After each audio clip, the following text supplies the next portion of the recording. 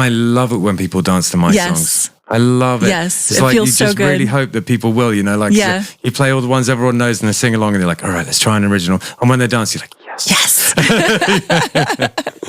Yeah, they're singing along by the third chorus. You're like, oh yeah, I got a good hook here. Hell yeah. It's what we're doing. Come and check it out. It's what we're all about. 561 Music.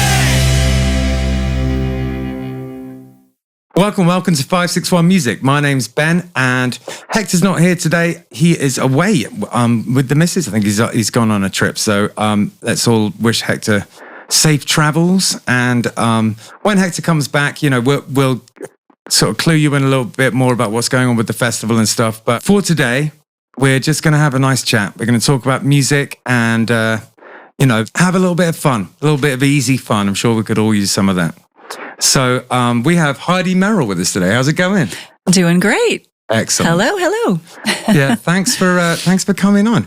Now, we met, didn't we, at Tiki 52?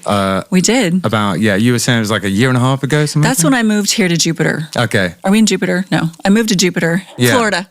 Yeah, we were in Jupiter then, or to Cuesta at least. Yes. Yeah. That's cool. What brought you to the area? So my husband is originally from Boca. So we decided, we were in California, but we met in New York City, decided to come back to Florida. Yeah. Not back for me. I'm from Nebraska, but come back to one of our families, and definitely not moving to Nebraska. Yeah. It's like 4 degrees there right now. Yeah. So gotcha. Here we are. And I remember when I met you, you seemed very sort of like you weren't putting the axe down. It seemed like you were, jumping right back into keeping the music going, which and you have done, and you're continuing to play music. So why don't we go back to the beginning and tell me a little bit about why you started and where you started playing music. Sounds good. I started, I've always been a singer in the choir, stuff like that. I've always loved to sing, but I actually got scouted to model when I was in college and traveled to Europe and all around. And then I landed in New York City, and I had a girlfriend that was singing, and she did a showcase. Right. And I thought, oh my gosh, this is so cool. I should be doing this, because I love to sing. And so she got me an audition with her vocal coach that she was using at the time. And her name's Alana Martin. She's amazing. And I studied with her for a few years. But when I did the audition, she said, do you want to be a serious singer? If so, you can study under me. Nice. And otherwise, I'll just send you to one of my students. And I was like, yes, I want to be a serious singer. So I started with her. She helped me get a guitar player. She hooked me up with some guys that wrote music and helped me write my first EP. Nice. And then during the first EP, I said, you know what, guys, can I change this line or that line because it's just not quite me? Sure. And then I decided, I should just kind of be writing or at least co-writing my own stuff. That way it's more personal to me. And absolutely. It's something that I was saying to someone a couple of days ago is that if you, especially these days where, recorded music is just an all-time low of just being devalued, you just got to make sure that you like it.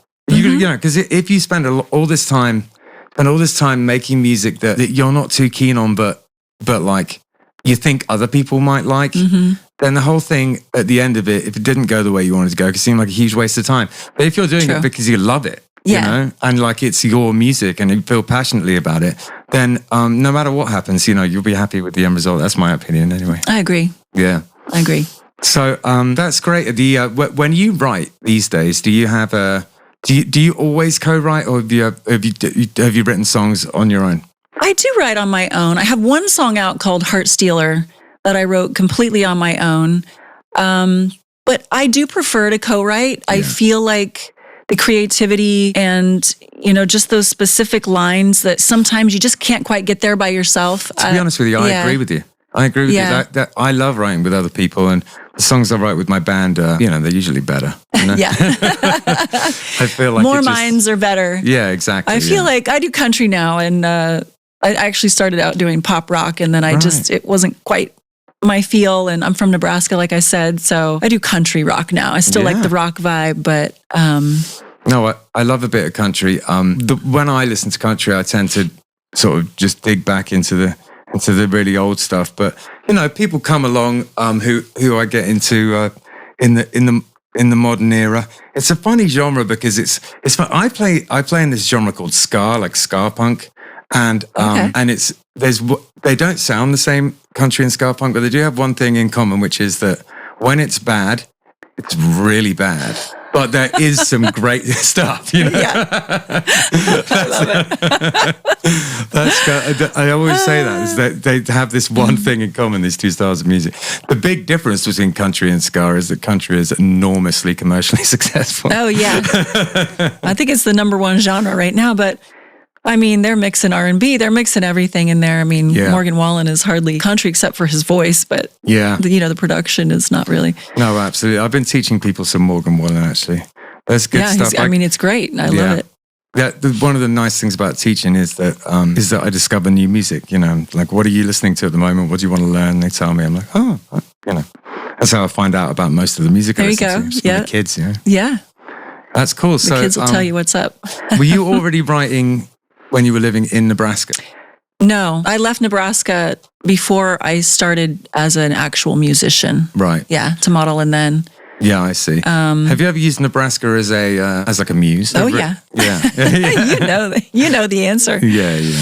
Yeah, one of my first songs. So I went to Costa Rica with my husband, and he's a big surfer. Yeah. And he goes, well, while you're sitting here just looking at the ocean, why don't you write a song? Yeah. So he goes, write a song about where you come from. Write a song for Nebraska. They would love it. And so I sat there and I thought, where do I come from? I'm Husker Strong. Yeah. So Husker Strong is the name of my anthem for my home state. And I never realized how much this song would take off. But what I wanted to say was I ended up going to Nashville to write. And Jeff Cohen is a big songwriter. He's written with the band Perry and Sugarland and big artists. Shout out to Jeff. A friend of mine introduced me to him, and he helped me finish this song. And then I went back to New York and got a great producer, Ben Rice, and he just turned it into an anthem. And I didn't even know it'd be so big and rocking. It's a banger. Yeah. Yeah. What a tune. And they played in the stadium because we're the Cornhuskers over there in Nebraska. Our college football is huge. They play it on the radio still. That's great. Every fall. That's good thinking. I know. Yeah. I don't know if it was ever like on purpose, but I tell you what, get it. But I'm always jealous with there's this sort of Irish punk band. And they have this tune, shipping up to Boston. They play it I think the Patriots come onto it, all different people, Celtics, and it's just like such a like a sports anthem, and they just must make loads of money from that. Yeah. So I've got to figure out a way of. It's a good genre. You need to write a song about gators or something like that. There you go. Well, when you speak to a specific group of people too, that like where the song is really undeniable for anybody from Nebraska. Yeah. I mean, we made a video, and the first day I put it up, I just watched the numbers go up into the thousands, and I was like, wow, we were really onto something here. That's so cool. It was cool. That's exciting. It was cool. When was that exactly? Whew, it's been a while. 2015. Okay, well, wasn't that long ago? Yeah. Okay. That's still kind of like within the, that's not like another lifetime ago. You know what I mean? Right. Like that's definitely like still sort of in one way or another, sort of like where you at and who you are as a thing, going Definitely. forward. It's fantastic. So what's going on like at the moment? You were talking to me earlier before we got on mic about how on Sunday you got band practice. So do your band live in Stewart? My guitar player lives in Stewart, and he's got a small room at his house, not nearly about half this size. Gotcha. But he's got the electric drum kit, and he dabbles in all kinds of instruments too. Great. So he just kind of has everything there. Yeah, cool. Which makes it nice, so we don't have to pay for rehearsal space. But yeah, I wonder if I know him. There's Ryan Monahan. Oh yeah, I do know him. Yeah. I know, but hi Ryan. I actually know Ryan pretty well. Yeah. Oh, he introduced me to one of you guys, maybe Hector. Yeah. Oh, that's cool. Nice one. Yeah, what a boss. He's great. Yeah, he's great. He's a jack of all trades. He sure is. In a good way. Not a jack of all trades, because that implies master of none. Master of all trades. There you go. That's better. There you go. Yeah, that's really cool. Okay, that makes me happy. That's who your people are. That's what you're doing. That's awesome. Do you play out much these days? I do. So I moved here a year and a half ago, actually from California, which is where we went after New York. And I was a little worried about moving again because you got to start over and you got to find your bandmates and you got to find all the venues and you got to make them like you. And man, you can reach out and just get crickets, even though you've got all this resume and for sure, they don't.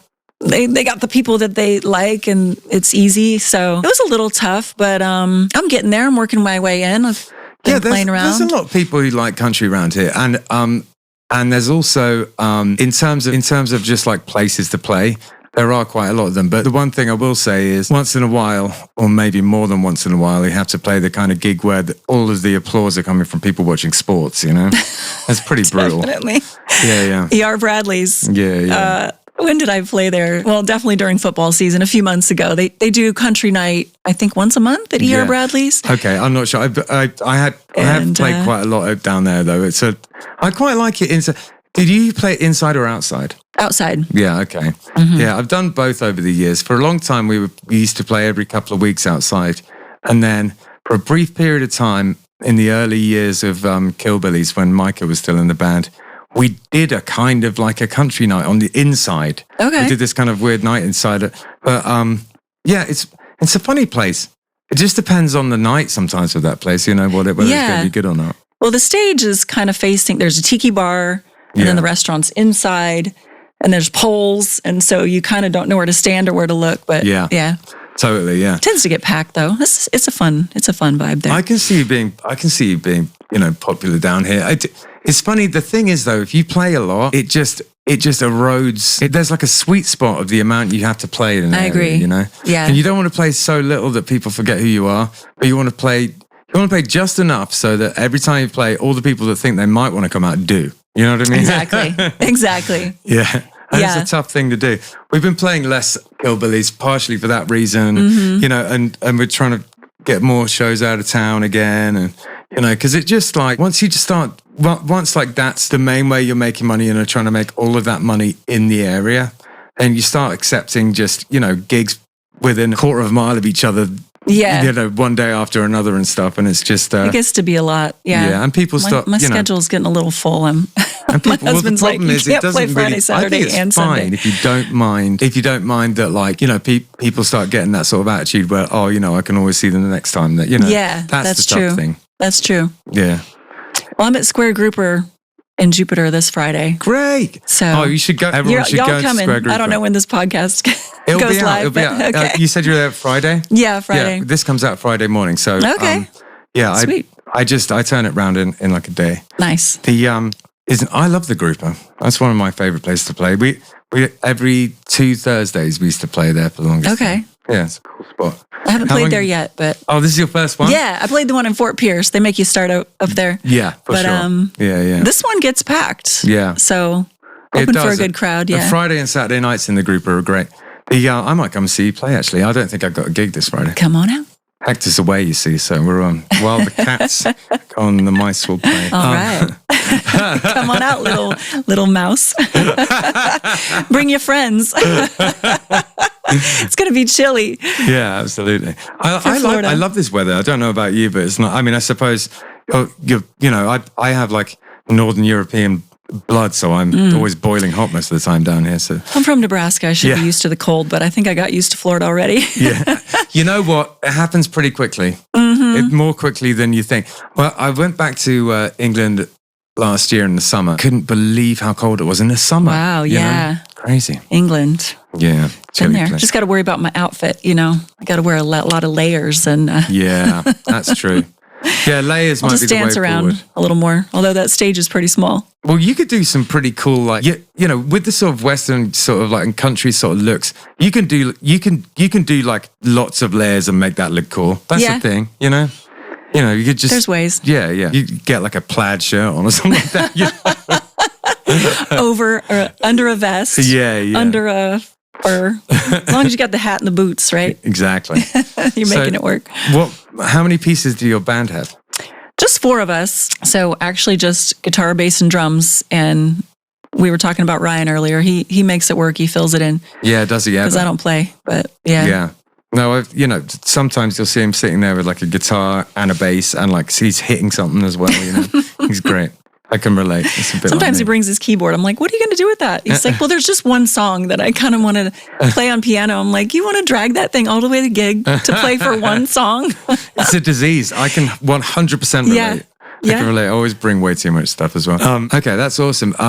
So let's talk about some of the different places you've recorded and how you recorded some of your records. Are there any recordings that you've done that stand out as being interesting, fun thing to do and in a cool place? Ooh. Well, the studio in New York was great. So when I put out my EP that had Husker Strong on it, that was 5 songs and it was called Homegrown. And then, let's see, when I moved to California, I work with another songwriter called Justin Bush, his name is Justin Bush. Yeah, gotcha.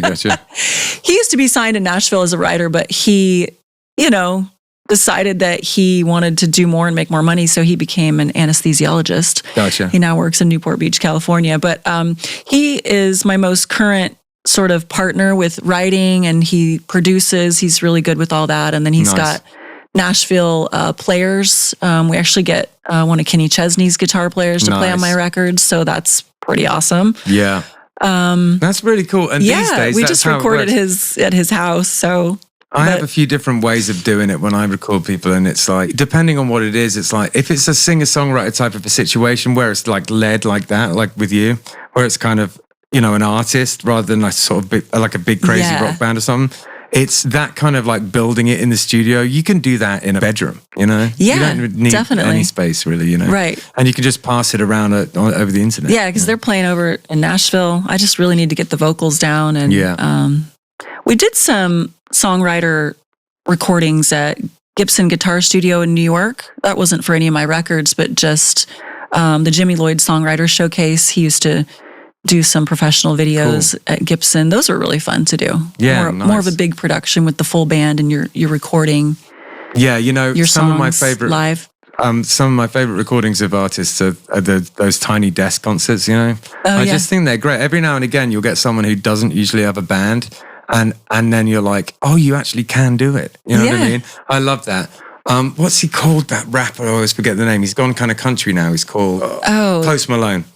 Oh, yes. Post Malone did a great tiny desk. Yeah, true. Yeah. I was trying to think of the other. Yeah, Post Malone did this amazing tiny desk. Where I don't know if you've seen it, but it's like prior to that, I knew he could play, but I wasn't aware like how good he was. And then you watch this and you're like, oh, wow, there really is no smoke without fire. Yeah, like you that's cool. can actually do it, and it makes you think like why. I mean, I know it was the style at the time, and I understand it's a stylistic choice, but like that really extreme auto-tune. It just, not that there's anything wrong with auto-tune in general, but when it's like the super extreme hip-hop auto-tune, it takes all singers to one level. It's like, if you're a good singer, no one would know, because all the bad singers are the exact same as you, Exactly. And it's like, and he can sing, it's a shame. Oh, yeah. You can't hear it in any of those recordings at all because they're just flattened out beyond, But I mean, the thing is though, at the time in hip hop, you couldn't have any other type of vocal. That was what was cool, you know what I mean? Right. So it just had to be that. It's the style. Yeah. That's what they do. Yeah, totally. I feel like things are getting a little bit more, changing again now. But it lasted a long time. That sort of auto-tune thing was like 15-year fad, It wasn't a short-lived thing at all. Yeah, cool. So let's think. I wanted to ask, when you're writing songs with someone else, do you find that one of the ways you like to do it is that do you prefer to have the melodic idea first and then you start trying to put that to chords? Or do you like when someone comes with chords and then you try and fit stuff to that? That's a good question. I like to have a little bit of the song written already. Yeah. Like an idea that I came up with. Yeah. I feel like that goes better for me. Yeah. Justin, my more recent songwriting partner, he wants to get the chords down, and then he wants us to fit the lyrics within the structure. Okay. And that's a little hard for me. Yeah. I get why. I can do it, but I kind of prefer to come with. So when I write, I sing in. Sorry. You're good. I sing into my phone. And so I just sing. Gotta fix your sticker. There we go. So I tend to sing words and a melody into my phone. Like I said, I don't even play the guitar. I just Yeah. hear it in my head. And then, you know, when someone goes to play guitar to what you've sang, it's always different than kind of what I have in my head. So I try my best to verbally explain what I'm going for, but it's okay. Even when it changes, it's cool. I'm like, oh, that's cool too. Have you ever had any aspirations to pick up the guitar? I have. I do. Yeah. I've tried it. I've tried it and committed for like a couple weeks. Yeah. And I'm like, okay, I got these chords, but my hands don't really want to make those movements.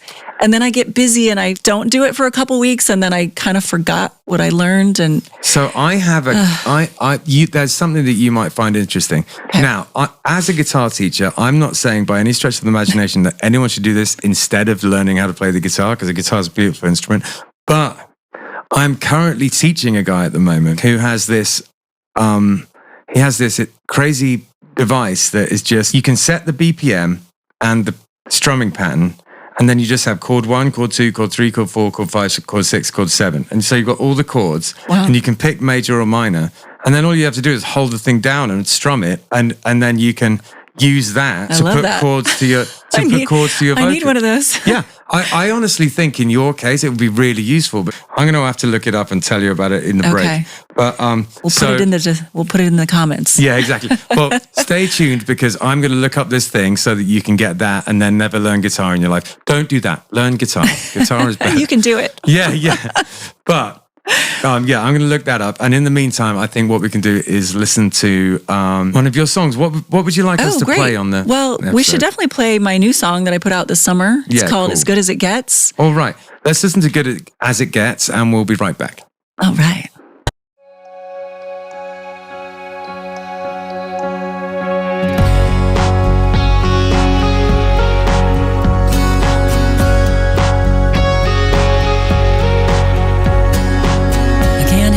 Reminisce when I'm back in town, seeing our old friends.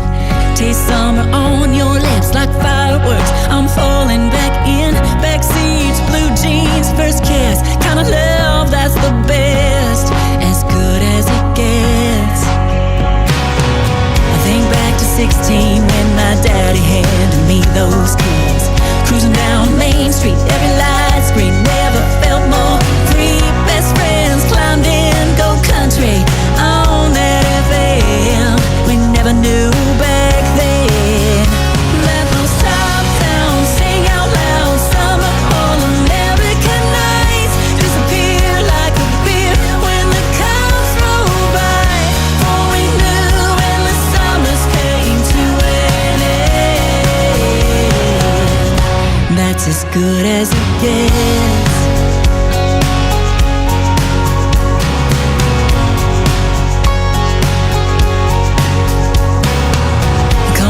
Curfew, then I sneak back out to Jenny's house. Told her friends that we were down to take a ride to the edge of town. Old truck, shotgun, solo cup, hanging out in the wind.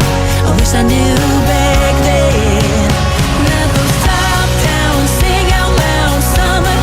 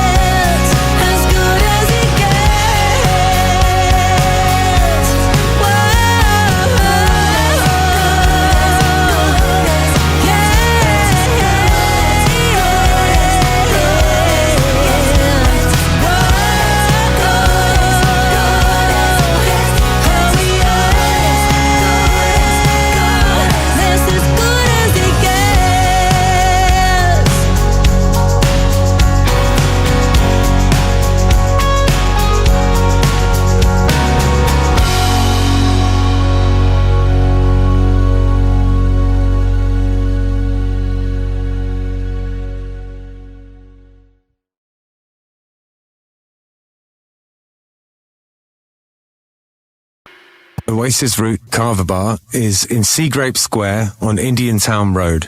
And it is a Kava bar. If you don't know anything about Kava, it's a Polynesian root that you grind up and you mix with water. And it has been in Polynesia for potentially thousands of years. It's an old thing that they used for kind of ceremonial and also sort of leisure purposes. It's meant to be something where, that brings people together. You all take a shell of kava and chink them together and say bula and have it together like that. It's meant to be something to bring people together. It has a kind of an effect, which is, I guess, a kind of a slightly warming effect. It just kind of makes you feel nice. It's not particularly intoxicating. It's not like drinking alcohol. So the atmosphere in a kava bar is sort of like a cross between a regular bar and a coffee house. It's pretty chill in there. You get all sorts of different types of kava bars. Some of them are more like a club, there's sort of like blacklight and EDM playing.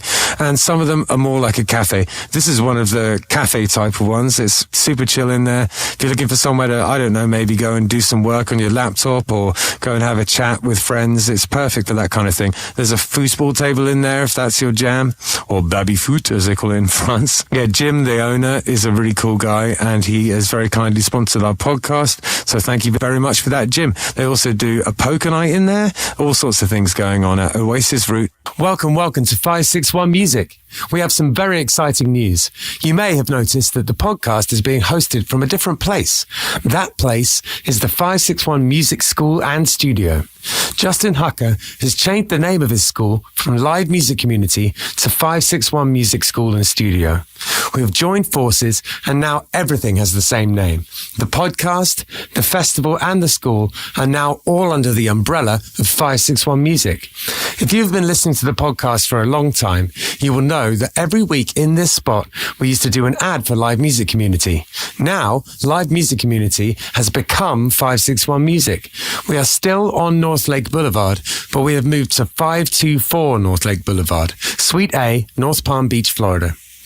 It is east from the old location, and boy oh boy is it an upgrade. We now have a studio that is far bigger and more advanced. Bigger lesson rooms and 3 big spaces for recording bands and practicing. We now offer more opportunities for recording your band and provide more practice space to hone your skills. The heart of 561 Music School and Studio is still tuition. We train both young people and adults one-on-one and also in groups to be real bands, teaching you how to play your instrument not only by yourself but with others as well. We help you learn to write and record a song, how to brand and market your band, how to design and produce merchandise, how to get shows, how to act at shows, how to perform, how to organize tours, how to reach out to labels, the ins and outs of protecting your intellectual property, and much more. 561 Music is a one-stop shop for all your music and performance-related needs.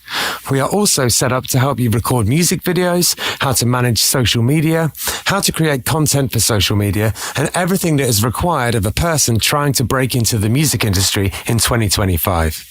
Come by the studio at 524 North Lake Boulevard in North Palm Beach and check out the new digs. We are online at 561musicstudio.com. Fill out the form online and come for your free first trial lesson. We are open daily by appointment or just walk up and say hi. We're here most days of the week from 3 p.m. for walk-in inquiries. Come by. It's just so awesome, this new spot, and we're all incredibly excited to be here. Okay, so we just listened to your new single, As Good As It Gets. Before we start talking about that, I just want to ask you, do you have any advice for people who are just getting into the industry, starting to think about it? And actually, I think your advice would be very interesting because you're someone who's really done pretty well, and it'd be nice to, there's a lot of people we have on this show who've done all sorts of different things. I feel like your particular path with it, it's not quite the same as most people we have on here. So I think it'd be interesting to see what you say. It's a good question, and gosh, I'd love to help people out because there's so many roadblocks you run into, and there's so many things when you start out that you don't know the answer to. And I feel like no matter how many people I asked, I didn't find the answer until it just happened to me. Does that make sense? Yeah, it does. Like you just got to put in the time and wait for that experience to work. Yeah. Gosh, yeah. I think that putting in the time is really what it is. Yeah. It's Be just willing to hear no yeah, a lot. yeah, I know people say that all the time, but I think it really is just, you got to keep trying. You got to keep asking, like Yeah. when there's a venue that you really want to play, or, you know, if you think your music is really, really good, I've been told just keep writing more, yeah. because that hit might not be in your first 5 songs. It might not be in your first 20 songs. You know what I mean? You got to just keep, and I've noticed you put on an old song of mine on Spotify. You were letting it go on random, and I thought, oh gosh, this thing's old. And I'm listening to the lyrics like, not my best, but Yeah. it's still got a good vibe, you know? Absolutely. But I loved that song when it came out. I loved it so much. And you grow though. You Yeah. just keep growing Yeah. as you keep writing. So I guess, just keep going. So yeah, I think that's it. And what relating to what you were saying with that is that something that I have found has been really important is getting out of town occasionally, if not a lot, because if you're sitting at home, the only way anything's going to happen for you is kind of cold calling, you know, trying to do it on the internet, but if you're out and about in the world, you meet people, you know, That's true. and you Yeah. have real conversations with people.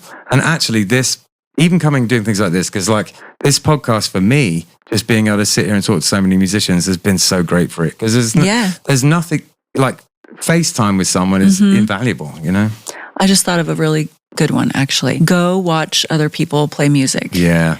And comment on their stuff about how great they are. Because I feel like when I was younger, I always felt like every other girl was my competition. Yeah. And, you know, I'm not going to go support that person because, you know, I need people to like me better or whatever. And when I was in California, there was such a tight group of country singers, and we would all support each other. Excellent. At shows on social media. And we ended up, you know, starting to do bigger shows all together. And man, that was just way more cool, way more fun. I learned a lot. 100%. And, you know, it took me a long time to really realize that.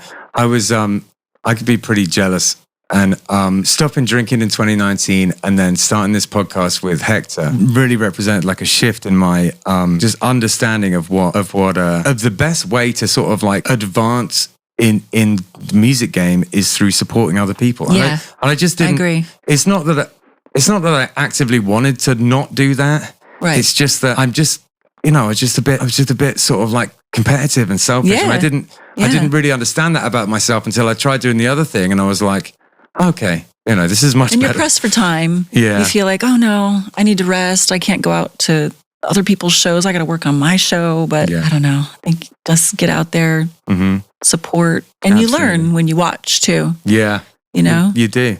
You learn and you meet people. And I think because it's like any industry in that it's who you know. Definitely. But it's not who you say you know, it's who you know. Actually know. Yeah. You know, it's not like you met one time so you can tell someone else, you know. It's like, being able to get some conversations in with people where you realize you share understandings of things, and then, you know, they'll do you a favor down the road, you know. It's true. So what's next? You know what? Let's get into the single, As Good as It Gets. I was just listening to it, and and you said to me you were inspired a little bit by that kind of Springsteen sort of sound, and there's no denying that, that makes me so happy. I love Bruce Springsteen, and I love this single. So tell us a little bit about it. Yeah, well, we actually used the Eric Church Springsteen song, as our reference, but you know, we just like making songs about, you know, friends and having a good time and the nostalgia of, you know, being young and remembering all the fun stuff that you've done. And just something fun to sing on stage. Yeah, great. And something that kind of sits with everybody. I've been working on some music with a friend of mine, Sally, and she has a couple of real like kind of driving songs, and that's kind of what this one feels like too. Kind of real, just like Americana, you know, like behind the wheel, you know, driving somewhere. Exactly. Yeah. It's great. I like sad songs too, but like I Love You and I Hate You. I think it's a really powerful, nice song, but I shy away from singing it during shows because I don't want to bring people down. Sure. I want to bring people up, you know? Yeah. But maybe on the songwriter thing, that's the kind of thing, the songwriter rounds. Yeah. Kind of when I like to share those. We were talking about that actually off mic, and so I'm gonna try and get Heidi to come and do it next month. So cross fingers. On the March songwriter night, we'll have Heidi come and sing us some songs. Love to. Yeah, that'd be awesome. Maybe you're going to play guitar. Yeah, I tell you what, I'm up for it. Awesome. I'll have to fight a duel with Ryan and see if he'll let me There you go. Yeah, cool. So, what's next? What have you got coming up? Is there anything in the works? Anything planned? I'm working on a new song. I'm virtually writing with Justin and another girl, Lissa D. It's going to be a girly duet. So I'm excited about that. Cool. Which I thought was a fun idea. Again, supporting each other, working together. I found when I was promoting As Good As It Gets, you always want more people to post your stuff. And so I think it'll be cool not only just to have a duet that, for example, if I visit California, we can do together on stage, but we'll have two people promoting the song, doing all the stuff. I'm excited about it. It's called Pink Lipstick. Oh, nice. That goes a long way. I've done some stuff like that before, and it's like, it's just like with the co-writing. It's like two heads are better than one, and you get twice the amount of promo off it and all that stuff. Yeah, those collaborations are a great idea. Yeah. Yeah. So I'm excited about that. And Excellent. then, I got some shows. We got the Grouper coming. Saturday, I'm playing a Maple Bacon Porter Coffee Festival. Oh, wow. At Funky Buddha. Cool. That sounds like fun. There's a lot of festivals around here. It's like beer, barbecue, bourbon, and they put all these things in the title, and I get confused. I know, yeah. It's just like maybe they could just be things at the festival and you call it something else. Yeah, exactly. They want to make sure you know what you're getting if you come. That's pretty fun. But yeah, I do want to do some big festivals. I was able to do Boots in the Park, which is a really big festival over in California. Yeah. So I'm looking to do more of that kind of stuff. I got to open for Lee Bryce and Chris Jansen. I mean, you have the right kind of sound for that. You got that kind of really expansive. Your music sounds good on a big stage. You can tell. It's not all music does. Depending on the band I'm talking about, but some of the bands I play in, we definitely sound better in a club. It's like with that kind of music, Yeah. And then, but this kind of thing, it's just, it wants to breathe, it wants to be on a big stage. Your I stuff, agree. Yeah. So all the best with that. Somebody booked me on a big stage. Yeah. Absolutely. I've played some fun festivals up in Fort Pierce, and we're doing the Legends on the Lawn. Cool. Coming up, and we're doing Clematis by Night coming up. I don't know what those stages look like. Clematis by Night's great. Yeah. They're both decent. Yeah. Okay. Yeah. At some stage or another, I've done all those gigs around here. I've been playing music in here for a long time now.